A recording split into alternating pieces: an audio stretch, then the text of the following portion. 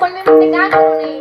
आम्हा स्त्रियांना जर कीर्तन भजन प्रवचन करण्याचा अधिकार नसता तर महाराज म्हणालेच नसते या रे लहान थोर याती भलत्या नारी नर करावा विचार न लगे चिंता कवनाशी. प्रत्येकाला कीर्तन भजन प्रवचन करण्याचा अधिकार आहे. मग ते लहानांपासून थोरांपर्यंत ते स्त्रियांपासून पुरुषांपर्यंत प्रत्येकाला कीर्तन भजन प्रवचन करण्याचा अधिकार आहे. मग स्त्रियांचंच बघायचं झालं तर या वारकरी संप्रदायामध्ये स्त्रियांना अनन्यसाधारण महत्व आहे.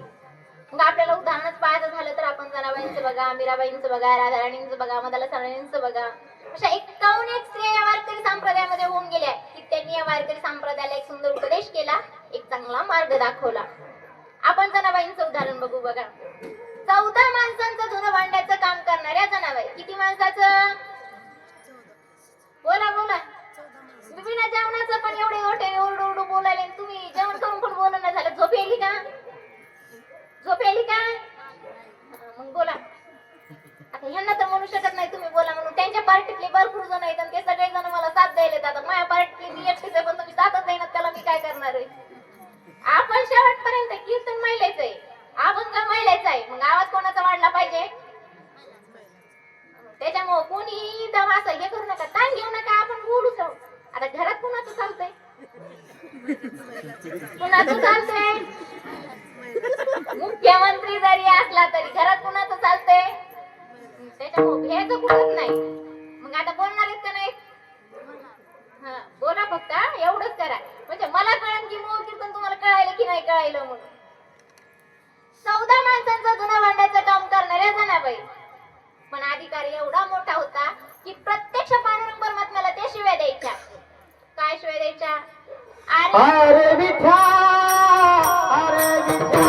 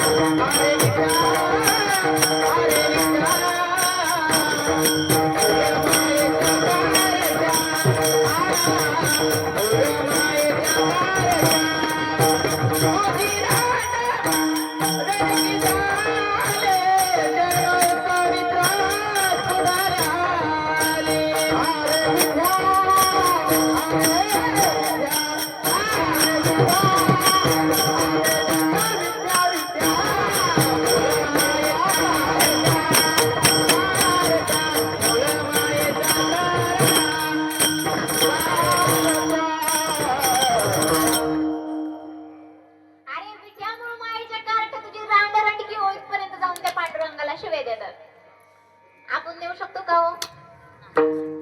साहजिक आहे. बघा आपल्या जर दारी दळण वाळू घातलं असलं आणि एखाद्या शेजारच्या बारक्या पोरांनी येऊन जर दळण सांडलं तर तुम्ही त्याला ओरडू शकतात का? ओरडलं तर त्याची माई कंबर बांधून येते का नाही आपल्याकडे? लहान लेकरू त्याला काय कळते? तुला कळत नाही का? मग तू दळण व्यवस्थित वाळू घालायचं का नाही? तू गेट लावून घ्यायचं का नाही? तो बाज लावायची का नाही? किती पुढचं सांगतात ते आपल्याला? सांगतात की नाही? ज्या आरती जर पांडुरंग परमात्म्याला शिवाय देतात त्या आरती त्यांचा अधिकार आहे. कुणावरती? माझ्यावरती. पांडुरंग परमात्म्यावरती. ज्या आरती जर पांडुरंग परमात्म्याला शिवाय देतात त्या आरती त्यांचा अधिकार पांडुरंग परमात्म्यावरती आहे. त्यामुळे त्या शिवाय देत आहेत. एका ठिकाणी तर जनाबाई म्हणतात धरीला पंढरीचा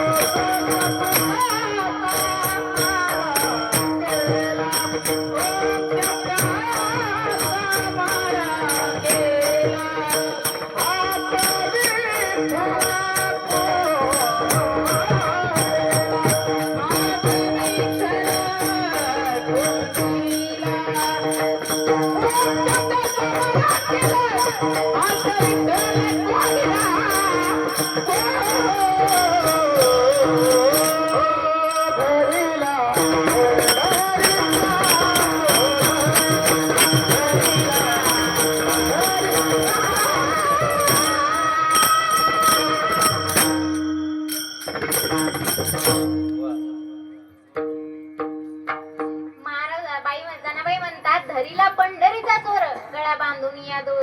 प्रत्यक्ष पांडुरंग परमात्म्याच्या गळ्यामध्ये दोरी बांधायच्या आणि त्यांना ओढून आणायच्या आणि काय करायच्या तर हृदय बंदी खाना केला.